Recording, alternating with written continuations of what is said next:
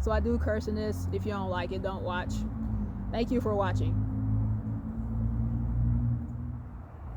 Fuck, where the fuck is the cat plate? Hello.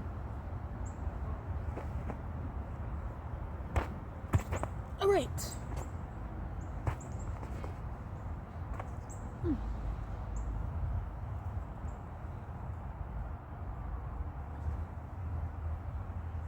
Alright.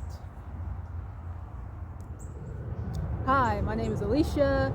If this is your first time visiting my channel, welcome.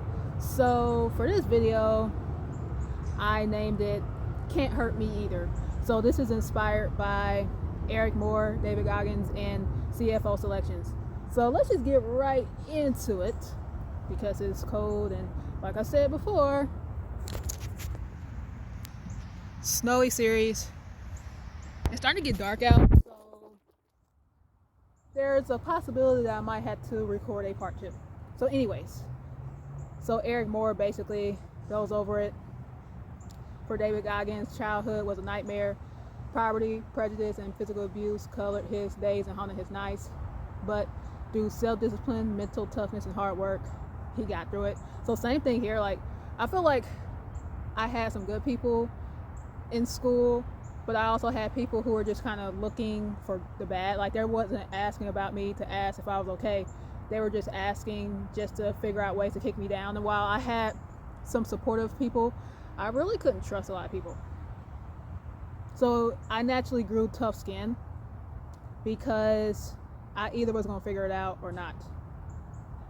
So Eric Moore basically said, what an inspiring book. I agree.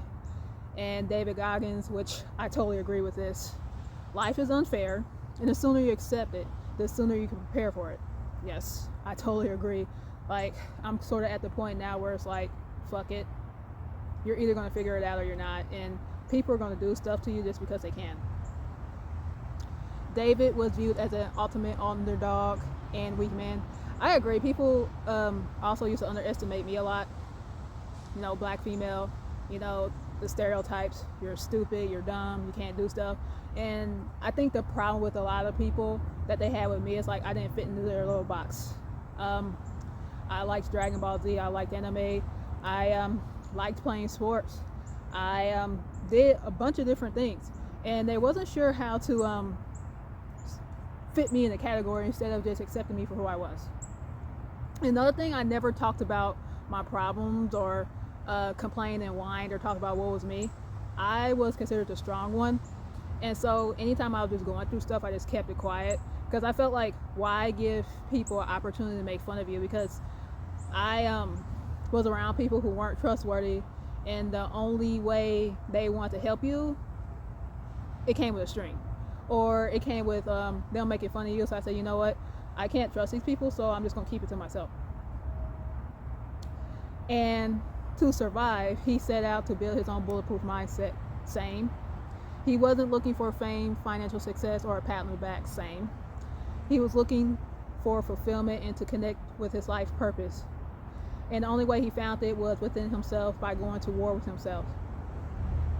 Goggins states, in today's society, you are in danger of living a life that is so soft and comfortable that you will never realize your true potential. Can't Hurt Me is David Goggins' ethos to push your mental boundaries and to help you realize your true potential. So basically, Eric, you're a saint because you summarized it. That's amazing. Mission 1. Write down all your difficulties. And oh, by the way, I'm just saying this off the top of my head, like my thoughts and my life experiences. So whatever I forget, I'll put it in part 2. So anywho, mission 1, write down all your difficulties. David tells the story of his abusive father and how he suffered many emotional scars in life. He tells readers to take stock of all difficulties and hardships faced in life.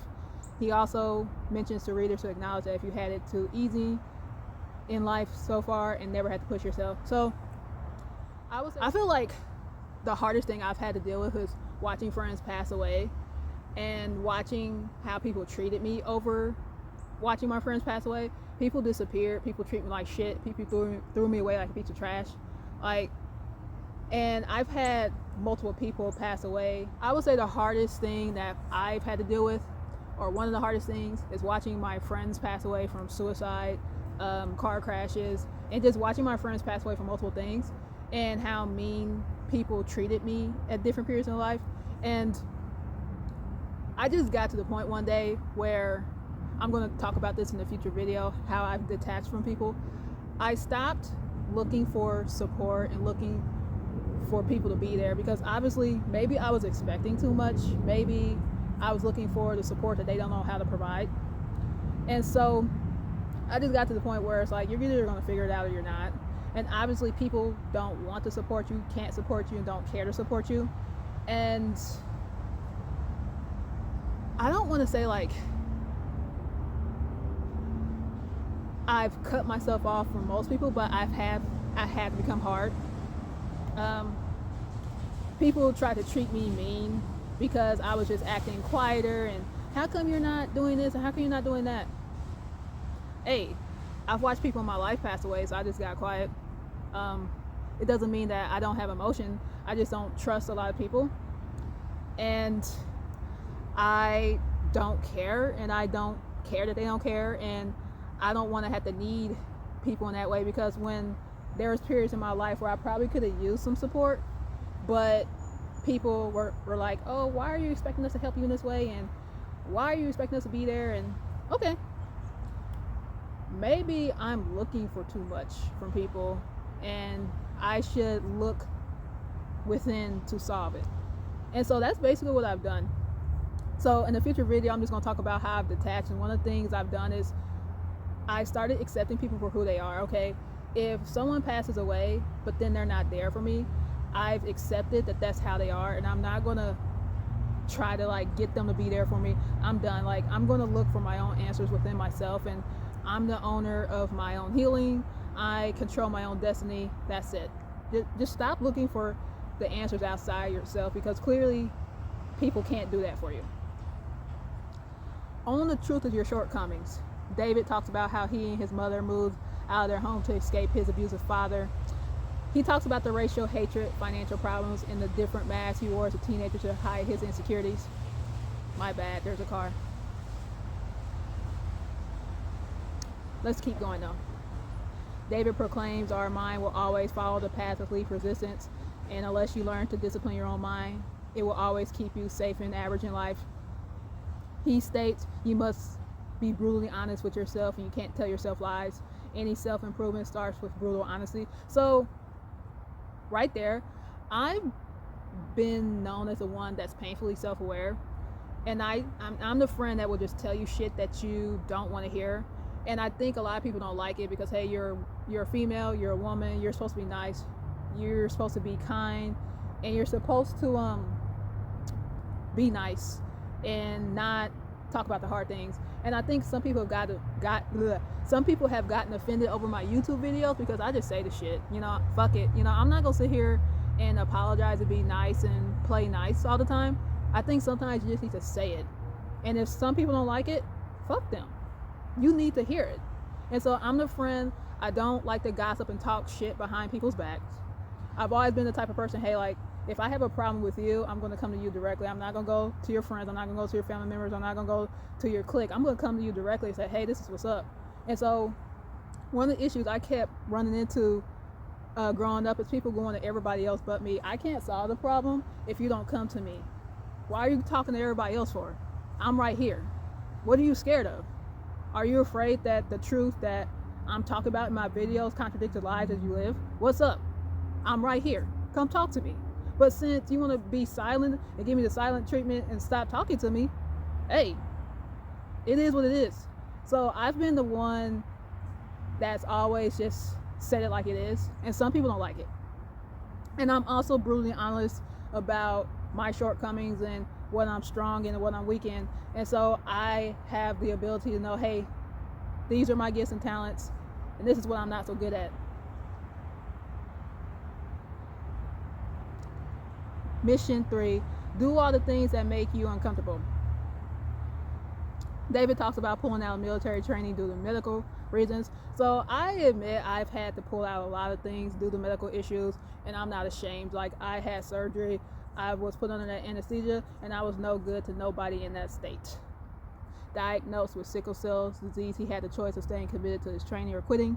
Faced with his obstacle that came his way, he used the excuse to quit. David said the reminder, having dropped out of parachute school, depressed him. Later, he sees the advertisement for becoming a Navy SEAL and realizes there could be answers in the suffering.